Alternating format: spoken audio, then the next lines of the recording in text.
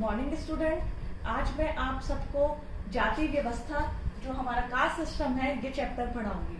देखिए, अगर हम भारत की बात करें तो भारत में जो सामाजिक स्तरीकरण का आधार है वो है जाति और वर्ग। यदि हम पश्चिमी देशों में, यूरोपियन कंट्रीज में या पश्चिमी देशों में देखें, वहां सामाजिक स्तरीकरण का आधार सिर्फ वर्ग है।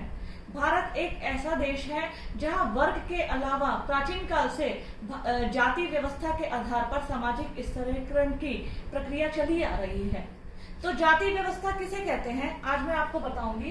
Caste system. ये कास्ट सिस्टम, सबसे पहले ये कास्ट शब्द कहां से आया? सन 1665 में ग्रेसिया डी ओरेटा में कास्ट जो है कास्टा से लिया गया था। कास्टा शब्द से बना था, उसमें प्रतिबंध, सीमित रहना, उसका अर्थ लगाया गया था। वहीं से जाति शब्द की उत्पत्ति मानी गई है।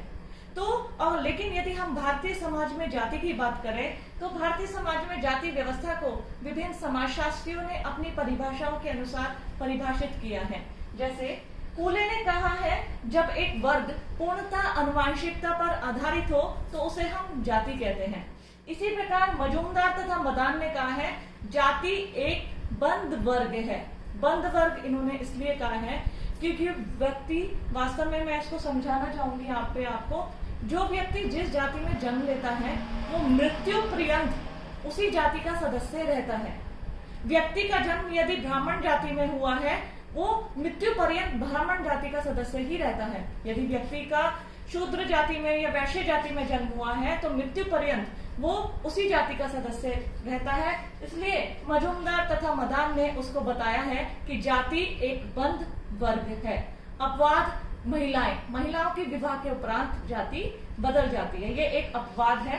दूसरा मैं बताया था कूले के अनुसार, C.H. कूले, चार्ल्स कूले ने कहा है, जब एक वर्ग पूर्णतः आनुवंशिकता पर आधारित हो तो उसे हम जाति कहते हैं।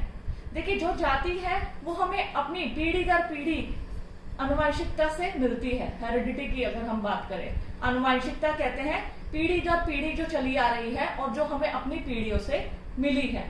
तो जब एक वर्ग पूर्णतः आनुवंशिकता पर आधारित हो तो उसे कूले ने कहा है जाति। तो यहाँ इन दो परिभाषाओं से ये डिफाइन हो गया है कि जाति जो है भारत में सामाजिक स्तरीकरण का आधार है और जाति व्यवस्था जो है इसमें व्यक्ति को अब जो जाति में जन्म लेता है वो जीवन पर्यंत उसका सदस्य रहता है। कहीं ना कहीं व्यक्ति को जन्म के समय से ही उसकी जाति मिल जाती है। अब एक आता है इसमें जाति प्रथा की विशेषताएं, main characteristics of caste system. Bharat में यदि हम जाति प्रथा की विशेषताओं की बात करें तो पहला है समाज का खंडात्मक विभाजन। हम प्राचीन काल से ही वर्ण व्यवस्था, जाति व्यवस्था, इन सबको अपने पुराणों में, विभिन्न धार्मिक ग्रंथों में पढ़ते आए हैं। समाज को विभिन्न खंडों में बांटना मतलब समाज का जो खंडात्मक विभाजन है, चाहे वो ब्राह्मण, क्षत्रिय, वैश्य और शूद्र के आधार पर है, ये जाति व्यवस्था की प्रमुख विशेषता है। दूसरी है संस्तरण। संस्तरण शब्द इंग्लिश के हायरार्की से बना है। संस्तरण कहते हैं ऊंच नीच का विभाजन। जब किसी चीज में हमें उच्चता और निम्नता के भाव मिलते हैं तो उसे संस्तरण कहते हैं। जाति के अंदर, जैसा कि मैंने अभी बताया है, जाति वर्ण व्यवस्था से ही आई है। तो जहां ब्राह्मण क्षत्रिय की स्थिति वैश्य और शूद्र से ऊपर मानी जाती है, यानी संस्तरण। जैसे अगर हम उसकी बात करें वर्ण व्यवस्था में, तो वर्ण व्यवस्था में प्रथम स्थान पर ब्राह्मण, सेकंड पे क्षत्रिय, थर्ड पे वैश्य और इसी प्रकार फोर्थ पे शूद्र को माना जाता है और यही इनकी समाज में पोजीशन है। नेक्स्ट है इसमें जाति व्यवस्था में जन्मजात सदस्यता। जाति की सदस्यता जन्मजात होती है, कहने का मतलब जो व्यक्ति जिस जाति में जन्म लेता है वो उसी का सदस्य रहता है। नेक्स्ट है इसमें विवाह संबंधी प्रतिबंध। देखिए, व्यक्ति को अपनी ही जाति में विवाह के साथी का चुनाव करना पड़ता है। हालांकि अब समय बदला है, अंतरजातीय विवाह प्रचलित हो गए हैं, लेकिन प्राचीन काल में हम जिस जाति प्रथा की बात कर रहे हैं उसमें अपनी जाति में विवाह करना अनिवार्य था। इसी प्रकार नेक्स्ट है इसमें व्यवसाय संबंधी प्रतिबंध। प्राचीन काल में जातियों के व्यवसाय पूर्व निर्धारित थे।